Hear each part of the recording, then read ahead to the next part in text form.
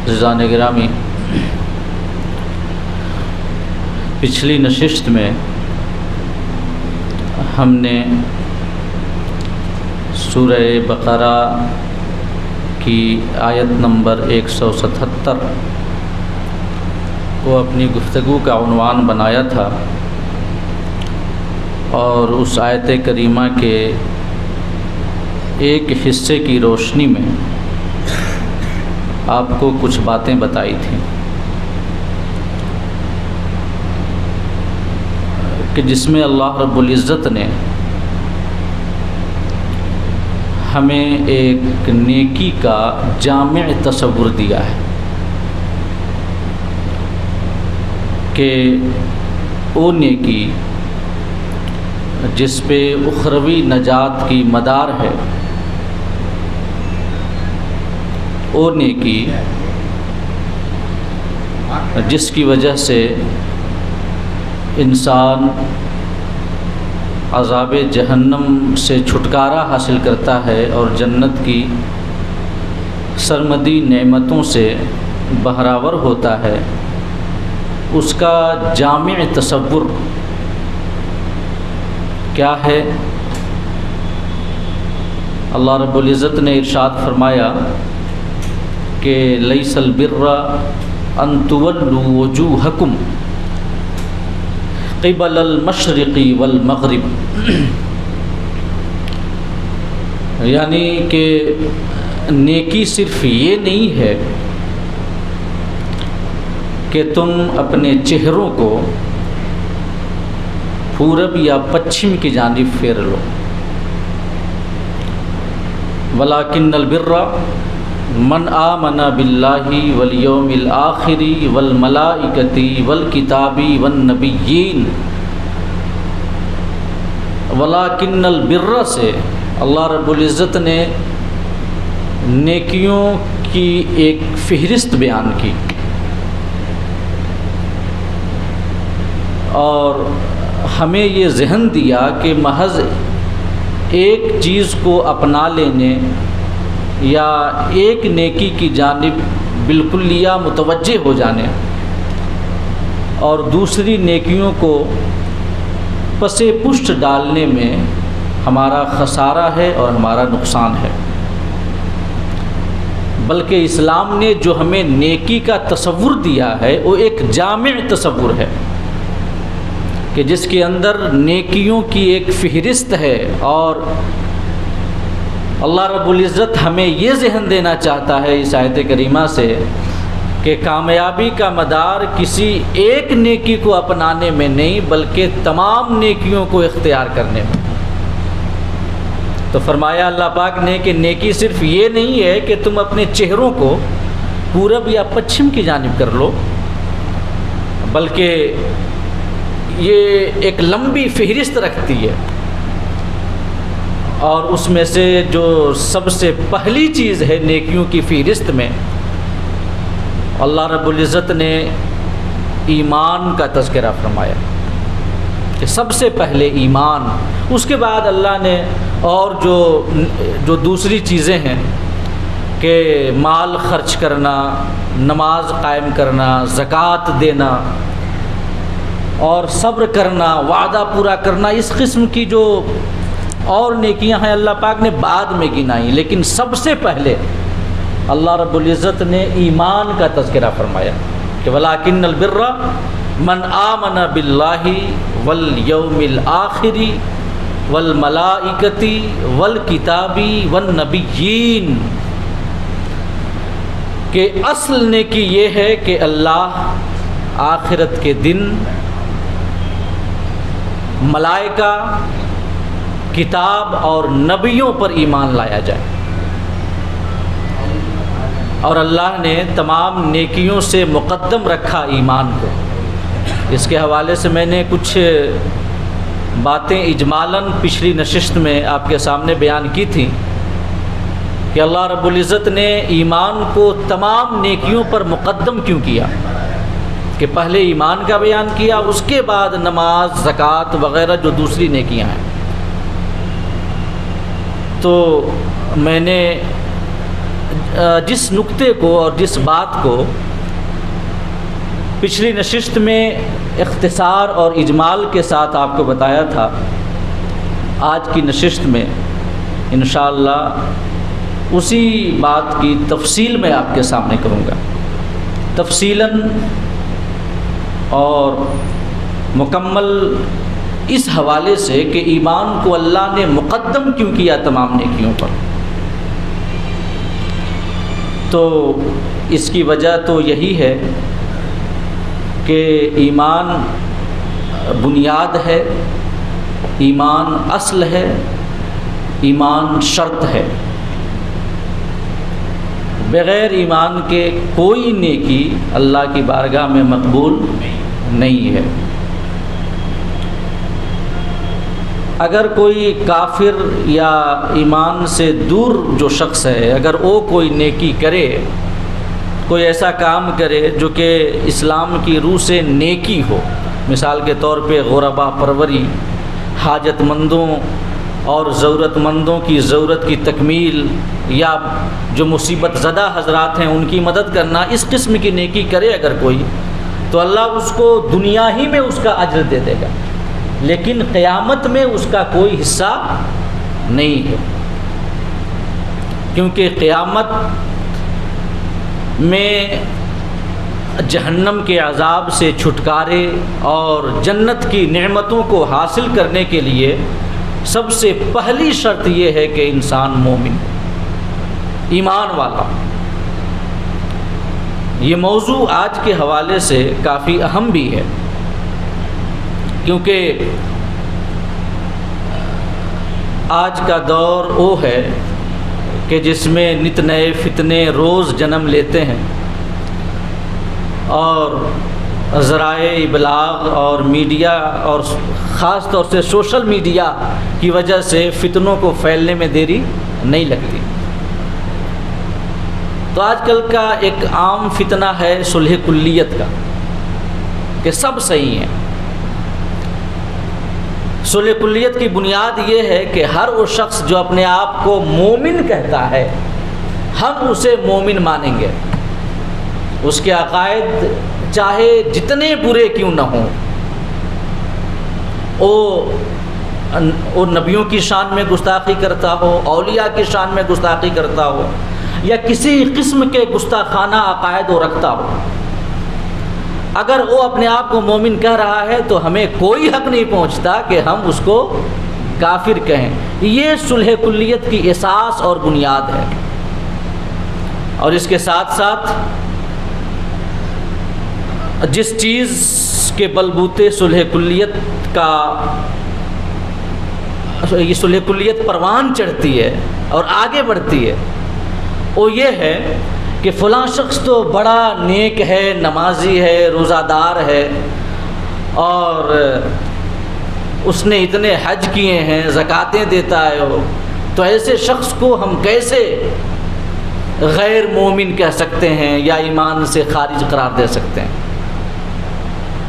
تو اس سوچ پر بھی صلح کلیت پروان چڑھتی ہے اور آگے بڑھتی ہے۔ تو آج کے حوالے سے، آج کے حالات کے حوالے سے، فتنوں کے اس دور کے حوالے سے یہ عنوان کافی اہمیت رکھتا ہے اپنے اندر، کہ ہم جانیں اور سمجھیں کہ اصل کیا ہے۔ اصل نماز ہے، روزہ ہے، حج ہے، زکوٰۃ ہے، اوراد و وظائف ہیں، اعمال صالحہ ہیں، یا ایمان ہے؟ نجات کا مدار کس بات پہ ہے؟ آخرت میں کامیابی کس چیز کی وجہ سے ملے گی؟ تو یاد رکھیں، آخرت کی کامیابی، آخرت کی نجات کا مدار ایمان پر ہے۔ ایمان ہی وہ بنیاد ہے کہ جس کے اوپر اعمال صالحہ کی عمارت کھڑی ہوتی ہے۔ جو ایمان ہے، ایمان ہی وہ جڑ ہے جو اعمال صالحہ کی شاخوں کو پانی فراہم کرتی ہے اور انہیں تر و تازہ رکھتی ہے۔ اگر ایمان نہیں تو اعمال صالحہ کی شاخیں بظاہر کتنے بھی مضبوط ہوں ان کو ٹوٹتے دیر نہیں لگے گی۔ اگر ایمان کی بنیاد نہ ہو تو دیوار کتنی بھی مضبوط ہو مگر وہ دھڑام سے زمین پہ آ رہے گی۔ اور وہ ایک شعر ہے فارسی کا کہ خشت اول چون حد معمار کج تا ثریا میرود دیوار کج۔ اگر معمار پہلی ہی اینٹ کو سیدھا نہ رکھے بلکہ پہلی اینٹ کو وہ ٹیڑھا رکھ دے تو دیوار چاہے ثریا تک چلی جائے وہ ٹیڑھی ہی رہے گی۔ تو اصل ایمان ہے، عقائد ہیں، اعمال صالحہ اصل نہیں ہیں۔ اس حوالے سے آج میں تفصیلی گفتگو کروں گا آپ کے سامنے انشاءاللہ، اور کچھ وہ باتیں بھی میں دوبارہ آپ کے سامنے پیش کروں گا جو پچھلی نشست ہم نے آپ کے سامنے کی تھی، کہ تاکہ وہ لوگ جو پچھلی نشست کو حاضر نہیں تھے وہ بھی ان باتوں کو سن لیں، اپنے ذہنوں میں بٹھا لیں، اور جو حاضر تھے اسے وہ اپنے دلوں میں راسخ کر لیں۔ اللہ پاک فرماتا ہے وَمَن يَعْمَلْ مِنَ الصَّالِحَاتِ مِن ذَكَرٍ أَوْ أُنثَىٰ وَهُوَ مُؤْمِنٌ فَأُولَٰئِكَ يَدْخُلُونَ الْجَنَّةَ وَلَا يُظْلَمُونَ نَقِيرًا، کہ جو مرد یا عورت نیک عمل کرے، یہ سورہ نساء کی آیت ہے، آیت نمبر 124، کہ جو بھی مرد یا عورت نیک عمل کرے، اس کے بعد اللہ پاک نے شرط لگا دی وَهُوَ مُؤْمِنٌ، اور ساتھ میں یہ شرط ہے کہ وہ ایمان والا، فَأُولَٰئِكَ يَدْخُلُونَ الْجَنَّةَ، وہی لوگ جنت میں داخل ہوں گے جو ایمان کی شرط کے ساتھ نیکیاں کرے، وہی جنت میں داخل ہوں گے، اور کل قیامت کے روز تل کے برابر بھی ان کے اوپر ظلم نہیں کیا جائے گا۔ یہ آیت کریمہ صریح ہے اس باب میں کہ بغیر ایمان کے نیکیاں قبول نہیں ہیں۔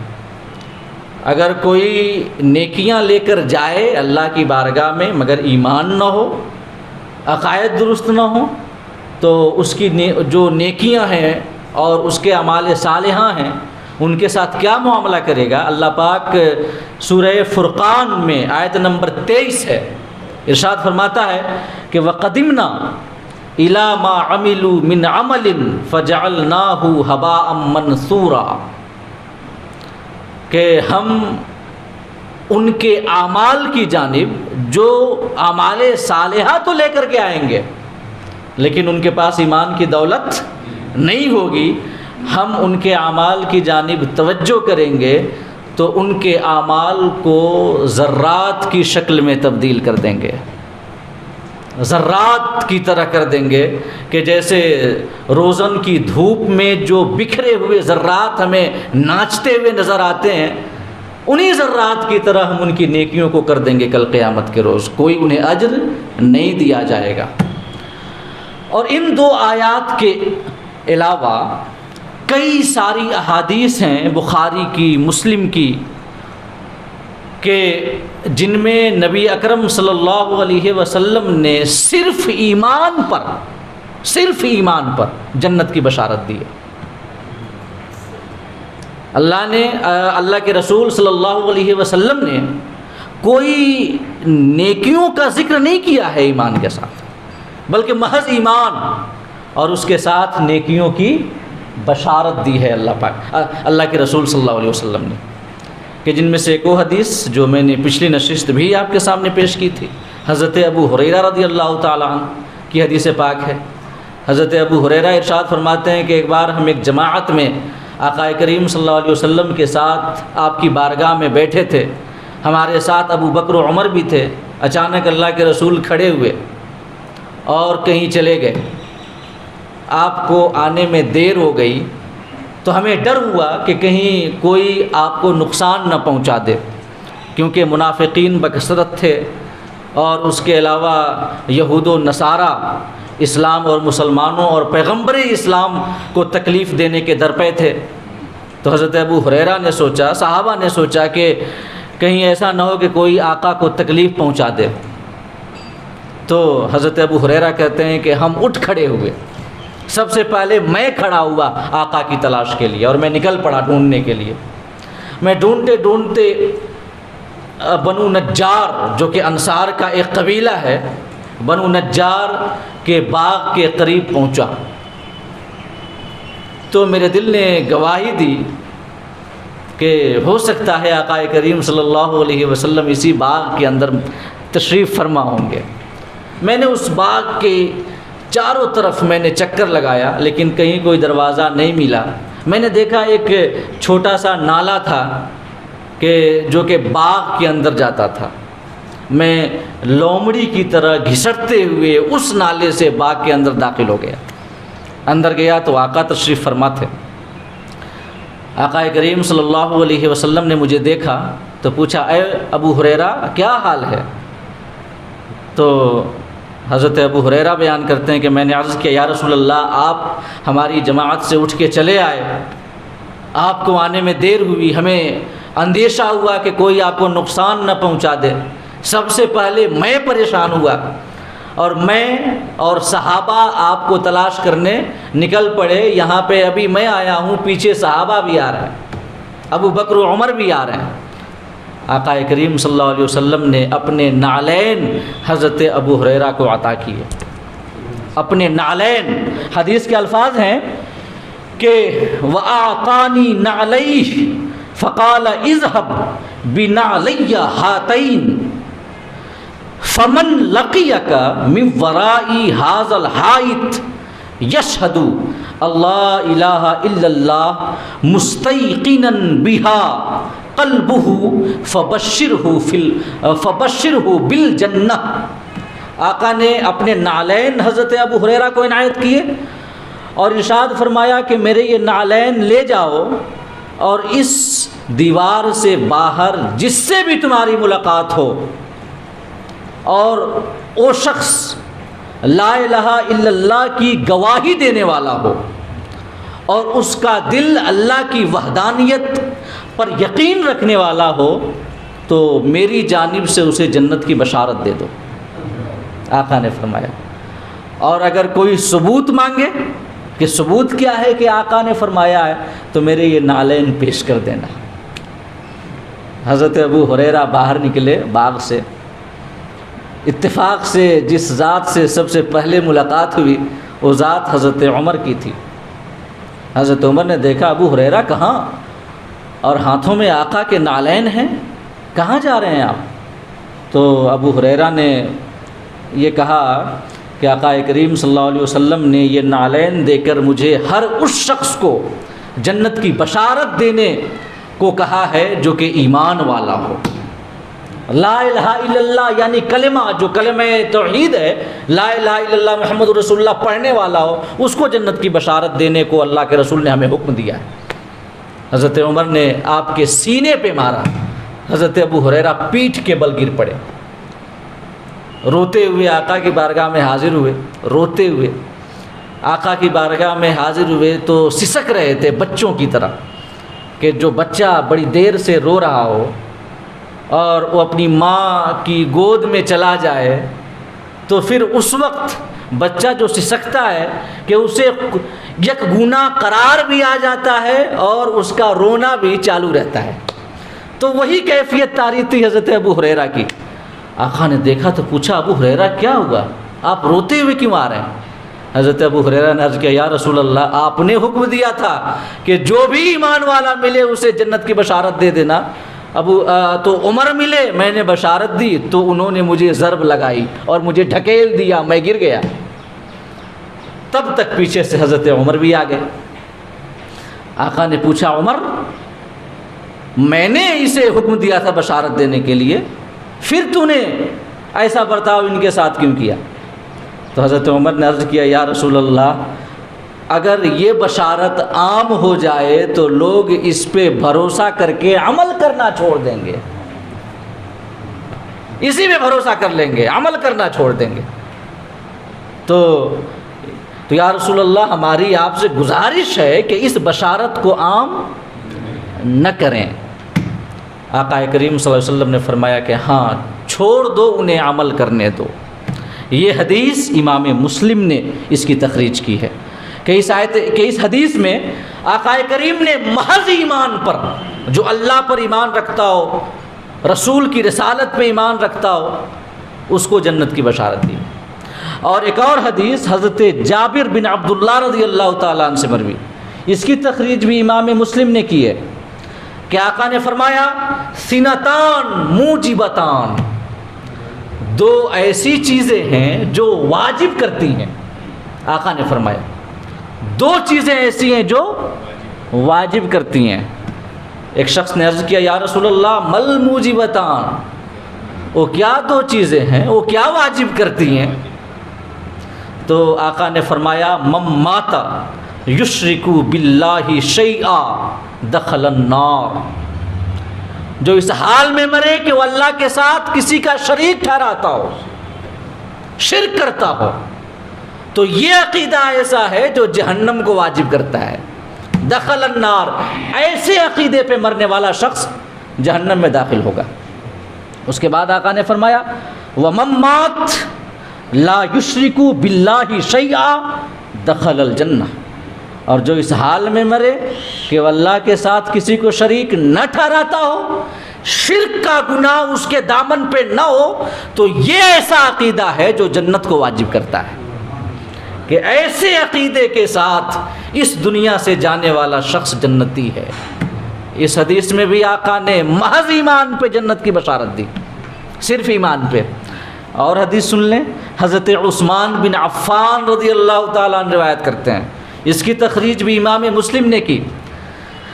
حضرت عثمان یہ ارشاد فرماتے ہیں، روایت کرتے ہوئے بیان کرتے ہیں کہ اللہ کے رسول نے فرمایا من مات وہو یعلم انہ لا الہ الا اللہ دخل الجنہ، جو مرے اس حال میں کہ وہ مانتا ہو کہ اللہ کے سوا کوئی معبود نہیں، آقا نے فرمایا وہ جنت میں داخل ہوگا۔ جو اس حال میں مرے کہ وہ لا الہ الا اللہ پہ یقین رکھتا ہو، اور یاد رکھیے لا الہ الا اللہ کی حیثیت ایک نام کی ہے۔ کلمہ طیبہ جو ہے، کلمہ طیبہ میں فقط لا الہ الا اللہ تو نہیں ہے، بلکہ لا الہ الا اللہ محمد الرسول اللہ ہے۔ میں آپ کو بتا چکا ہوں پچھلی نشست کو کہ توحید ایمان تب بنتا ہے جب بیچ میں واسطہ رسالت ہو۔ تو پورا کلمہ فقط لا الہ الا اللہ نہیں ہے، بلکہ لا الہ الا اللہ محمد الرسول اللہ ہے۔ یہ حدیث میں آیا کہ جو یہ مانتا ہو کہ لا الہ الا اللہ کو مانتا ہو، جو لا الہ الا اللہ کو، تو اس سے مراد پورا کلمہ ہے، یعنی لا الہ الا اللہ محمد الرسول اللہ کو جو مانتا ہو، آقا نے بشارت دی دخل الجنہ، وہ جنت میں داخل ہوگا۔ ایک اور حدیث حضرت عبادہ بن صامت رضی اللہ تعالیٰ عنہ سے روایت ہے، آقا نے فرمایا کہ حضرت عبادہ بن صامت یہ روایت کرتے ہیں کہ سمعت رسول اللہ یقول، میں نے اللہ کے رسول صلی اللہ علیہ وسلم کو یہ فرماتے ہوئے سنا کہ من شہید اللہ الہ الا اللہ وان محمد الرسول اللہ حرم اللہ علیہ النار، کہ جو اس بات کی گواہی دے کہ اللہ کے سوا کوئی معبود نہیں اور محمد اللہ کے رسول ہیں، تو اللہ نے اس کے اوپر جہنم کو حرام کر دیا ہے۔ تو اس میں تو آقا کریم صلی اللہ علیہ وسلم نے صرف ایمان پر، محض ایمان پر فقط دخول جنت کی بشارت نہیں دی، بلکہ اس بات کی بھی بشارت دی کہ اس کے اوپر جہنم حرام ہے، جہنم کی آگ حرام ہے۔ آقا نے یہ فرمایا، یعنی دخول اولی کی بشارت دی کہ وہ بغیر جہنم میں جائے، بغیر جہنم کی آگ کی سزا کو چکھے سیدھے جنت میں جائے گا، جہنم کی آگ اس کے اوپر حرام ہے۔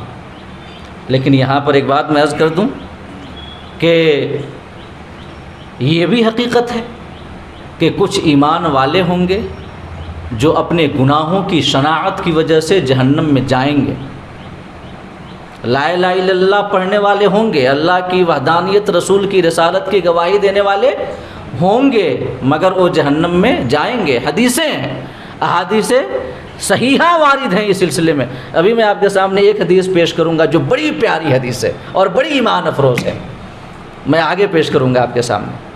تو اس میں جو آقا نے فرمایا کہ جو گواہی دے، فقط ایمان کا تذکرہ فرمایا آقا نے، اعمال صالحہ کا ذکر نہیں کیا، اور اس کے ساتھ ساتھ جہنم کی آگ کے حرام ہونے کی بشارت دے دی۔ تو کیا مطلب ہے اس حدیث کا؟ کہ وہ جہنم میں جائے گا ہی نہیں، حالانکہ دوسری حدیثیں کہتی ہیں کہ اگر گنہگار ہے تو جائے گا اگر اللہ چاہے گا۔ تو اس حدیث میں جو آقا نے فرمایا کہ جہنم کی آگ حرام ہے، تو اس کی شرح کرتے ہوئے شارحین حدیث یہی فرماتے ہیں کہ جس کے اوپر اللہ کا فضل ہوگا اور اللہ جس کے تمام گناہوں کی مغفرت فرما کے اسے بغیر جہنم میں جائے جنت میں داخل کرے گا۔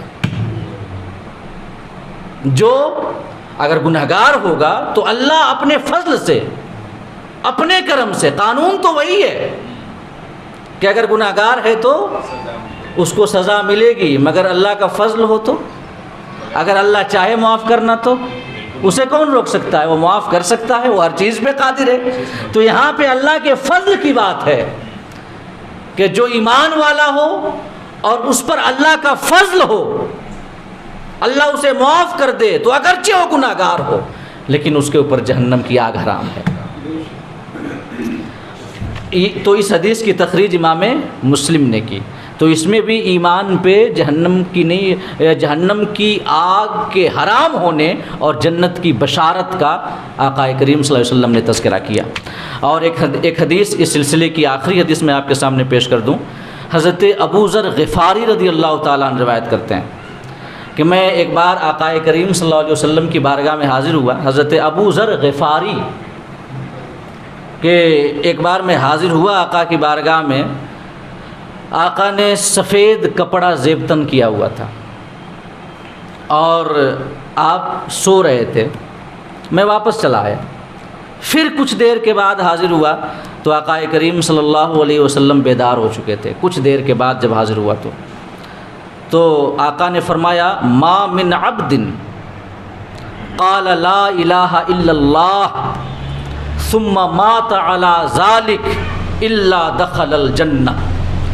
آقا نے فرمایا جو بندہ لا الہ الا اللہ کا اقرار کرے، دل کی تصدیق کے ساتھ زبان سے اقرار کرے کلمے کا، لا الہ الا اللہ محمد الرسول اللہ، اس کا اقرار کرے، تو آقا نے فرمایا ثم مات علی ذالک، اور پھر اسی اقرار پہ وہ مر جائے، اسے موت آ جائے اس حال میں کہ وہ کلمہ طیبہ کی تصدیق کرنے والا ہو اور اس کا اقرار کرنے والا ہو، تو آقا نے فرمایا دخل الجنہ، وہ جنت میں داخل ہوگا۔ آقا نے بشارت دی وہ جنت میں داخل ہوگا۔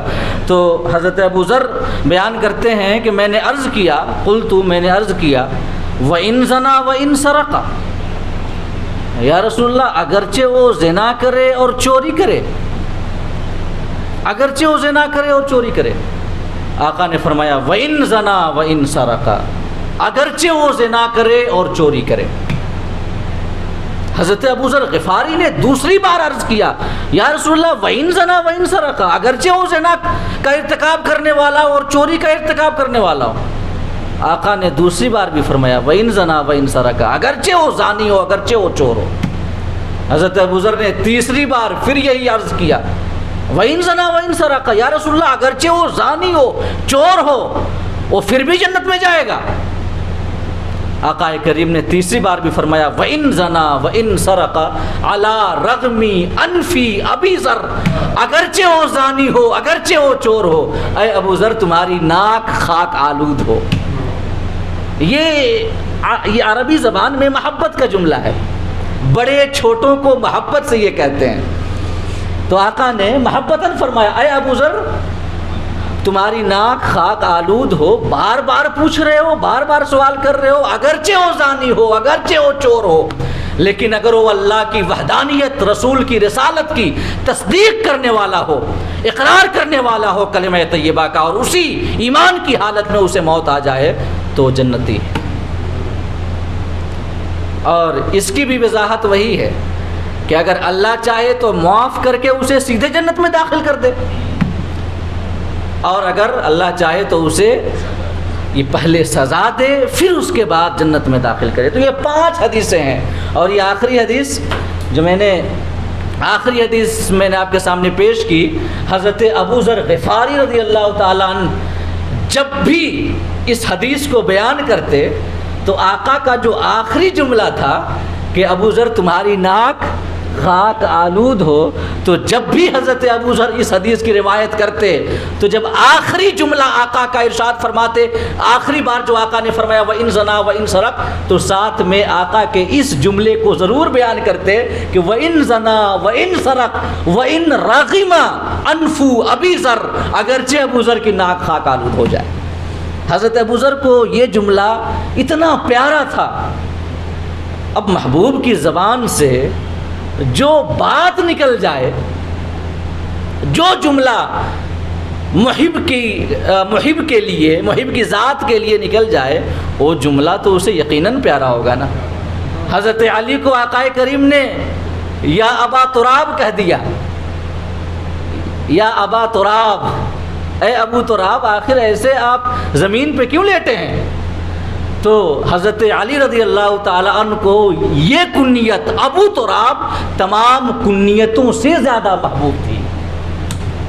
حالانکہ آپ کی کنیت ابو الحسن تھی، ابو الحسن آپ کے بڑے بیٹے کا نام حضرت حسن، لیکن حضرت علی زیادہ پسند کرتے تھے کہ انہیں ابو تراب کہا جائے، کیونکہ ان کے محبوب نے کہا تھا، ان کے رسول نے کہا تھا۔ تو حضرت ابو ذر جب بھی اس حدیث کو بیان کرتے تو وَإِن رَغِبَ أَنْفُ أَبِي ذَرٍ کا جملہ ضرور جوڑ کر بیان کرتے ہیں۔ تو یہ 5 حدیثیں ہیں جو محض ایمان پہ جنت کی بشارت دیتی ہیں، مگر اس کے ساتھ ساتھ جو ہمارے عقیدے میں، عقیدہ حقہ میں داخل ہے، وہ یہ ہے کہ یقیناً محض ایمان کل قیامت کے دن کی نجات کے لیے کافی ہے، لیکن یہ بھی ثابت ہے کہ کچھ ایسے مومن ہوں گے جو ایمان والے ہوں گے، مگر اپنے گناہوں کی شناعت کی وجہ سے کل قیامت کے روز جہنم میں بھی جائیں گے، اور پھر انہیں یا تو اللہ کے رسول کی شفاعت سے، یا کسی اللہ کے مقرب بندے کی شفاعت سے، یا محض اللہ کی رحمت سے اسے جہنم کے عذاب سے چھٹکارا ملے گا۔ یہ بھی احادیث صحیحہ سے ثابت ہے۔ اور اس سلسلے کی ایک حدیث جس کی تخریج امام مسلم ہی نے کی ہے، بڑی پیاری حدیث ہے، میں آپ کے سامنے بیان کرنا چاہوں گا۔ حضرت عبداللہ بن مسعود رضی اللہ تعالیٰ عنہ بیان کرتے ہیں، اس حدیث کے راوی ہیں، کہ آقا نے فرمایا کہ میں اس شخص کو اچھی طرح جانتا ہوں جو سب سے آخری میں جنت میں داخل ہوگا۔ آقا کریم صلی اللہ علیہ وسلم نے ارشاد فرمایا میں اس شخص کو اچھے طریقے سے جانتا ہوں جو سب سے اخیر میں جنت میں جائے گا۔ وہ ایسا شخص ہوگا کہ وہ گرتا پڑتا گھسٹتا ہوا اس حال میں کہ جہنم کی آگ اسے جلاتی ہوگی، اس کی جانب لپٹتی ہوگی جہنم کی آگ، تو وہ شخص کسی طرح گرتے پڑتے گھسٹتے ہوئے جہنم سے باہر نکلے گا۔ جب وہ شخص جہنم سے باہر نکلے گا اور دیکھے گا جہنم کو، تو کہے گا کہ بڑی بابرکت ہے وہ ذات جس نے مجھے تم سے نجات دی، مجھ پر جتنا کرم میرے رب کا ہے کسی کے اوپر نہیں ہے۔ وہ شخص یہ کہے گا کہ جتنے انعامات و اکرامات اور جتنی عنایتیں ذرا غور کریں کہ وہ شخص ابھی صرف جہنم سے نکلا ہے، وہ بھی گرتے پڑتے گھسٹتے ہوئے، لیکن جب اسے چھٹکارا مل گیا جہنم سے تو وہ کہتا ہے کہ جتنی عنایتیں رب کی مجھ پر ہیں کسی کی نہیں ہیں۔ پھر اللہ رب العزت اس کے پاس ایک انتہائی سایہ دار پھلدار درخت اس کے سامنے ظاہر کرے گا۔ وہ درخت بڑا گھنا ہوگا، سایہ دار ہوگا، اس میں انتہائی خوبصورت اور لذیذ پھل لگے ہوں گے۔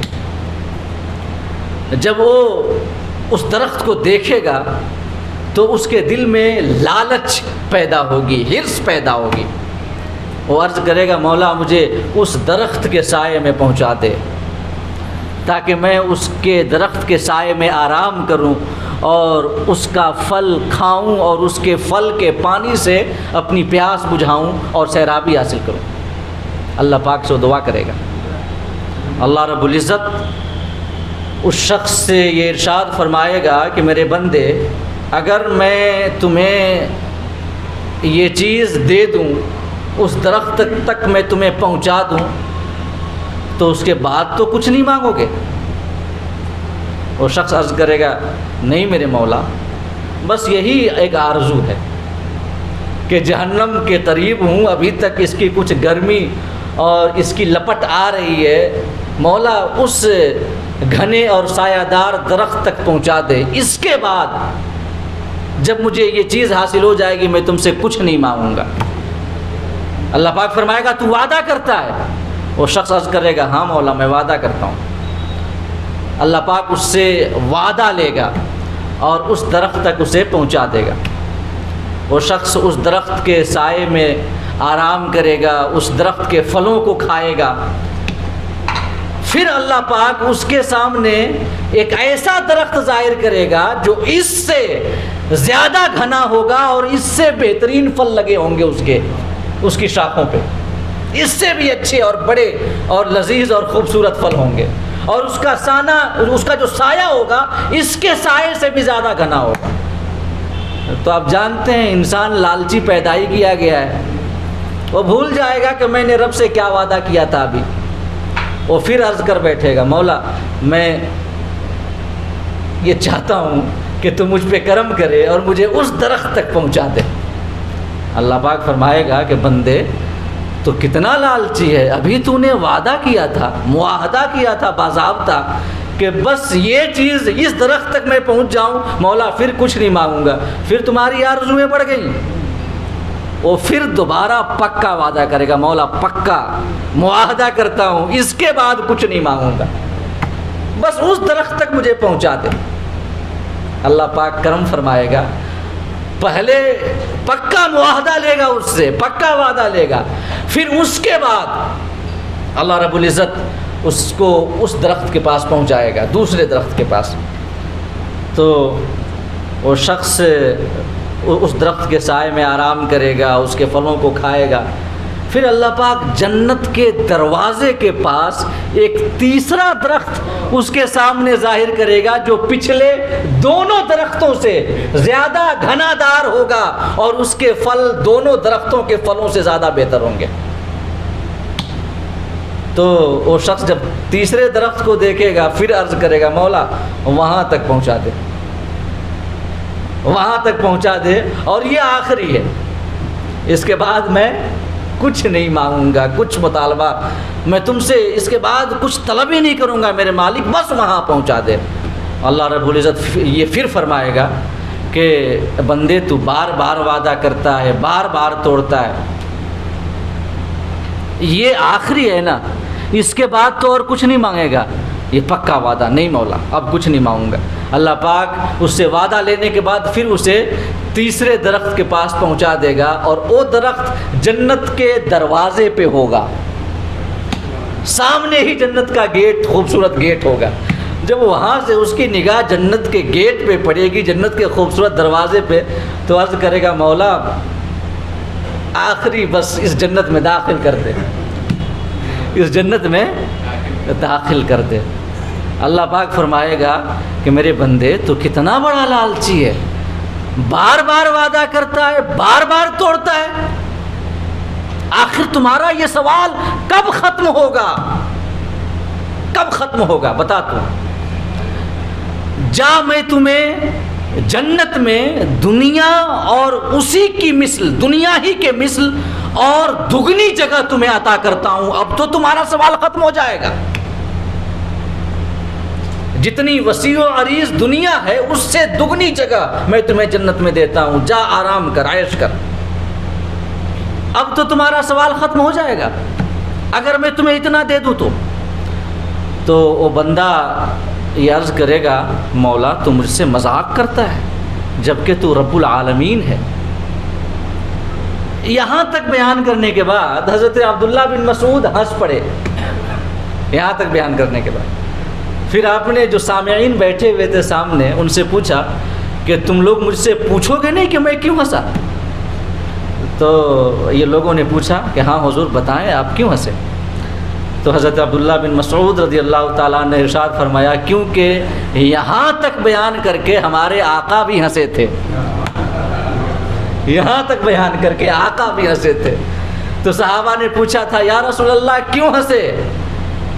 تو آقا نے فرمایا تھا کیونکہ اس شخص کی بات سن کر اللہ رب العزت نے ضحک فرمایا تھا. جب اس نے یہ کہا کہ مولا تو مجھ سے مذاق کرتا ہے، تو رب العالمین ہے، تو اللہ پاک اس کی یہ بات سن کے ضحک فرمائے گا. اللہ ہنسے گا اپنی شان کے لائق. یاد رکھیے گا اللہ ہنسنے سے پاک ہے. ہنسنا، ضحک کرنا، تبسم کرنا، قاقا، یہ سب جسمانیات کی خصوصیات میں سے ہیں. اللہ جسم و جسمانیات سے پاک ہے. اللہ کے ضحک فرمانے کا مطلب علماء یہ بیان کرتے ہیں کہ اللہ اس سے راضی ہو جائے گا. تو جب وہ یہ عرض کرے گا مولا تم مجھ سے مذاق کرتا ہے، تو رب العالمین ہے، اللہ رب العزت اس سے راضی ہو جائے گا. اور اسی رضا کی تعبیر آقا نے ضحک سے کی کہ اللہ ضحک فرمائے گا. اور اس کے بعد فرمائے گا میرے بندے میں مذاق نہیں کرتا، میں رب العالمین ہوں، ہر چیز پہ قادر ہوں. میں رب العالمین ہوں، ہر چیز پہ قادر ہوں، میں مذاق نہیں کرتا. اور یہی روایت، یہی حدیث ایک دوسرے طریق سے مروی ہے، امام مسلم ہی نے تخریج کی ہے کہ جب وہ بندہ یہ عرض کرے گا کہ مولا مجھے جنت میں داخل کر دے، اللہ اسے جنت میں داخل کر دے گا تو دیکھے گا کہ تمام جگہیں پر ہو چکی ہیں، سب کے سب اپنے اپنے محلوں پہ قابض ہو چکے ہیں، کہیں پہ کوئی جگہ نہیں ہے. تو اللہ رب العزت سے عرض کرے گا مولا کہاں میں رہوں، یہاں تو کوئی جگہ ہی نہیں دکھ رہی، یہ ہمارا کوئی ٹھکانہ ہی نظر نہیں آ رہا ہے، کہاں رہوں میں؟ تو اللہ رب العزت اور جب وہ یہ عرض کرے گا کہ مولا مجھے جنت میں داخل کر دے تو اللہ پاک اس سے پھر یہ معاہدہ لے چکا ہوگا کہ یہ آخری ہے نا، بس داخل ہی ہونا ہے نا، اور تو کچھ نہیں چاہیے. کہا کہ نہیں مولا بس داخل ہونا ہے اور کچھ نہیں چاہیے. لیکن جب وہ داخل ہو جائے گا اور بڑے بڑے محلات دیکھے گا سونے چاندی کے، اور دیکھے گا کہ لوگ دادے عائش دے رہے ہیں، تو اس کی آرزویں پھر مچل اٹھیں گی، اس کا حرص وہ پھر جاگ جائے گا. اس کا جو حرص ہوگا، جو وعدہ کیا ہوگا رب سے کہ مولا خالی داخل کر دے اور کچھ نہیں مانگوں گا، اسے بھی بھول جائے گا اور اس وعدہ کو توڑتے ہوئے عرض کرے گا مولا کوئی ٹھکانہ بھی مل جائے رہنے کے لیے، کوئی جگہ بھی مل جائے.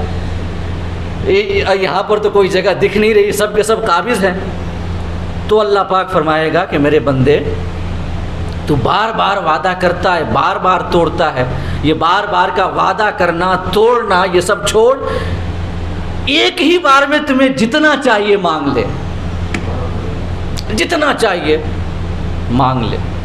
ذرا غور کریں، یہ عنایات و الطاف کی بارشیں اس بندے پہ ہو رہی ہیں کہ جس کا مقام جنت میں سب سے کم ہے، جو سب سے آخری میں جنت میں جا رہا ہے، سب سے آخر میں جا رہا ہے وہ بندہ کہ جس کا مقام سب سے کم ترین ہے جنت میں.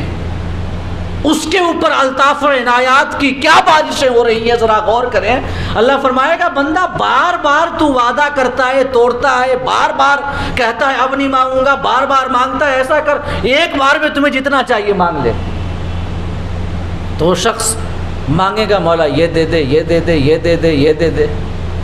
جب اس کی یادداشت ختم ہو جائے گی تو اللہ رب العزت اس کے اوپر یہ بھی کرم فرمائے گا کہ اللہ فرمائے گا بندہ یہ بھی مانگ لے، یہ بھی مانگ لے، یہ بھی مانگ لے، یہ بھی مانگ لے۔ یہ اللہ کی الطاف و عنایات ہیں، یہ اس کے کرم اور بے پایاں اس کے انعامات ہیں۔ بندہ یہ بھی مانگ لے، اللہ پاک اسے یاد دلائے گا میرے بندے یہ بھی مانگ لے، یہ بھی مانگ لے۔ جب وہ سب کچھ مانگ چکے گا تو اللہ پاک فرمائے گا جا تو نے جتنا مانگا اتنا اور اس سے بڑھ کر 10 گنا اور دیا۔ تب وہ عرض کرے گا مولا تو مجھ سے مذاق کرتا ہے جبکہ تو رب العالمین ہے۔ تو اللہ پاک فرمائے گا نہیں میں مذاق نہیں کرتا۔ اس کی یہ بات سن کے اللہ سے حق فرمائے گا اپنی شان کے مطابق، اللہ ہنسے گا اور اس کے بعد فرمائے گا نہیں میں مذاق نہیں کرتا، میں ہر چیز پہ قادر ہوں۔ یہ اس کی نعمتیں ہیں، اس شخص کو یہ نعمتیں حاصل ہوں گی جس کا کم ترین درجہ ہوگا جنت کے اندر۔ تو باقی لوگوں کو اللہ رب العزت جنت میں کتنی نعمتیں عطا کرے گا اور انہیں کتنا نوازے گا ہم محض تصور کر سکتے ہیں۔ حدیث میں آیا نا کہ جنت کی نعمتیں وہ ہیں کہ لا عین رأت ولا اذن سمعت ولا خطر علی قلب بشر، نہ کسی آنکھ نے دیکھا، نہ کسی کان نے سنا، نہ کسی کے دل میں خیال تک گزرا۔ تو یہ حدیث اس بات کو واضح کرتی ہے کہ کچھ مومن ہوں گے مگر وہ جہنم میں جائیں گے۔ تو لہٰذا آقا کریم صلی اللہ علیہ وسلم نے جن احادیث میں محض ایمان پر نجات کی بشارت دی ہے اس سے مراد نجات مطلقہ ہے، مطلق نجات کہ اللہ اسے چھٹکارا دے گا، اب چاہے اپنے فضل کی وجہ سے پہلے دے دے یا اس کے گناہوں کی سزا دینے کے بعد اسے بعد میں نجات دے، مگر اسے نجات ملے گی اگر وہ ایمان والا ہوگا تو۔ اور اگر اللہ کا فضل ہوگا تو اگر گنہگار بھی ہوگا تو اللہ بخش دے گا اسے اور اسے پہلے ہی جنت میں داخل کر دے گا۔ فضل اللہ کا فضل ہو جائے تو پھر اور مگر قانون جو ہے نا، قانون یہی ہے، قانون یہی ہے کہ دخول اولی کے لیے سب سے پہلے بغیر جہنم میں جائے جنت میں داخل ہونے کے لیے شرط یہ ہے کہ ایمان کے ساتھ اعمال صالحہ بھی ہوں، یہ قانون ہے۔ اور باقی فضل اللہ مہربان تو گدھا بھی پہلوان ہو جائے گا، وہ ایک الگ مسئلہ ہے، لیکن قانون یہی ہے۔ اگر آپ قرآن مجید کا مطالعہ کریں تو اکثر جگہوں پہ جہاں اللہ رب العزت نے جنت کی بشارت دی ہے وہاں پر ایمان کے ساتھ ساتھ اعمال صالحہ کا بھی تذکرہ فرمایا ہے۔ سورہ بقرہ میں آیت نمبر 82 ہے، اللہ ارشاد فرماتا ہے والذین آمنوا وعملوا الصالحات اولئک اصحاب الجنہ ہم فیہا خالدون۔ جو ایمان لائے اور اعمال صالحہ کیے وہی لوگ جنتی ہیں، وہ جنت میں ہمیشہ رہیں گے، ایمان پلس اعمال صالحہ۔ اس کے بعد سورہ بقرہ ہی میں آیت نمبر 277 ہے، ان الذین آمنوا وعملوا الصالحات واقاموا الصلاۃ وآتوا الزکاۃ لہم اجرہم عند ربہم ولا خوف علیہم ولا ہم یحزنون۔ جو لوگ ایمان لائے، نیک عمل کیے اور نمازیں قائم کیں، زکاتیں ادا کیں، ان کو ان کے رب کی بارگاہ میں اجر دیا جائے گا اور انہیں نہ تو کوئی ڈر ہوگا نہ تو کوئی غم ہوگا۔ ایمان پلس اعمال صالحہ۔ اس کے بعد آپ دیکھ لیں اللہ پاک ایک اور جگہ فرماتا ہے سورہ نساء میں آیت نمبر 122 ہے، والذین آمنوا وعملوا الصالحات سندخلہم جنات تجری من تحتها الانہار خالدین فیہا ابدا وعد اللہ حقا ومن اصدق من اللہ قیلا۔ کہ کہ جن لوگوں نے ایمان لایا اور نیک عمل کیے ہم ان کو ایسی جنتوں میں داخل کریں گے جن کے نیچے نہریں جاری ہوں گی اور ان میں ہمیشہ رہیں گے. یہ اللہ کا سچا وعدہ ہے اور اللہ سے زیادہ سچا اور کوئی نہیں ہے. آپ سورہ 3 کو دیکھ لیں, اللہ فرماتا ہے خلقنا الانسان لقد خلقنا الانسان فی احسن تقویم, ہم نے انسان کو سب سے خوبصورت بنایا. اس کے بعد فرمایا ثم رددناہ اسفل سافلین, پھر ہم نے اسے جہنم کے سب سے نچلے گڑھے میں پھینک دیا, سب سے نچلے گڑھے میں اسے پھیر دیا, جو سب سے جہنم کا نچلا طبقہ ہے. اللہ نے پہلے جہنمیوں کا تذکرہ کیا, اس کے بعد جب جنتیوں کا تذکرہ کیا تو فرمایا الا الذین آمنوا وعملوا الصالحات فلہم اجر غیر ممنون, کہ جن لوگوں نے ایمان لایا نیک عمل کیا تو ان کے لیے نہ ختم ہونے والا اجر ہے. یہاں پر بھی اللہ نے پہلے جہنمیوں کا تذکرہ کیا, بعد میں جنتیوں کا. جہنمیوں کی کثرت ہوگی اور جنتیوں کی قلت ہوگی بنسبت جہنمیوں کے. تو جب اللہ نے جنتیوں کا تذکرہ کیا یہاں پر بھی فرمایا ایمان پلس اعمال صالحہ. سورہ عصر سب کو یاد ہے, والعصر ان الانسان لفی خسر, کہ قسم محبوب تیرے زمانے کی انسان خسارے میں ہے, ضرور خسارے میں ہے.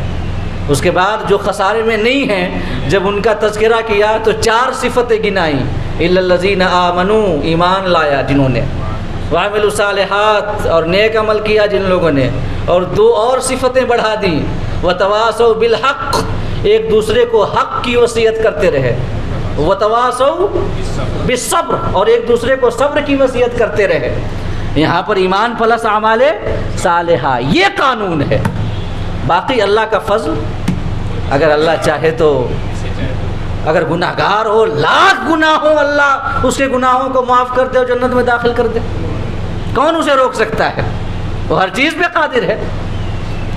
اور آخر میں یہ آپ کو بتانا چاہوں گا کہ جب قانون یہ ہے کہ دخول اولی کی بنیاد ایمان اور اعمال صالحہ پر ہے, لہذا بہتر سودا یہی ہے کہ ہم اپنے نام اعمال کو جتنا زیادہ ہو اعمال صالحہ سے مزین کریں, جتنا زیادہ ہو نیکیاں کریں, اپنے نام اعمال میں نیکیوں کی کثرت کریں. یقیناً جو ہم اہل سنت والجماعت کے یہاں ایک بڑی عام وبا پھیل گئی ہے کہ ہم تو سنی ہیں, ہم عقائد حقہ والے ہیں, ہم نبی کی شفاعت والے ہیں, اولیاء کی شفاعت والے ہیں, ہمارے لیے رسول شفاعت کریں گے, غور شفاعت کریں گے, اللہ کے نیک بندے شفاعت کریں گے. جہنم تو ہمیں چھو کر بھی نہیں گزرے گا, ہم تو جائیں گے ہی نہیں, ہم تو سیدھے جنت میں جائیں گے. اور بے عملی جو عام ہو گئی ہے, تو ایک تو شفاعت پر امید, اور اس کے علاوہ اللہ رب العزت نے مغفرت کا وعدہ کیا ہے, یہ امیدیں. حالانکہ ایک بات میں بتا دوں آپ کو, حدیث صحیح میں آیا کہ قیامت کی نشانی یہ ہے کہ لوگ مغفرت کی امید پہ گناہ کریں گے, بخشش کی امید پہ گناہ کریں گے. آقا کریم نے اسے قیامت کی نشانیوں میں سے گنایا. اور باقی اللہ کی مغفرت کا وعدہ مطلقاً وعدہ اللہ نے کبھی نہیں کیا ہے. اللہ رب العزت نے وعدہ کیا ہے تو وہ مقید ہے خدا کی مشیت کے ساتھ. اللہ جس کو چاہے گا اس کو بخشے گا, کوئی ضمانت نہیں دے سکتا اس بات کی کہ ہمیں بخشے گا ہی. اور جہاں تک بات رہی شفاعت کی, تو شفاعت کی کئی کیٹیگری ہے, میں کئی بار آپ کو بتا چکا ہوں, کئی کیٹیگری ہے.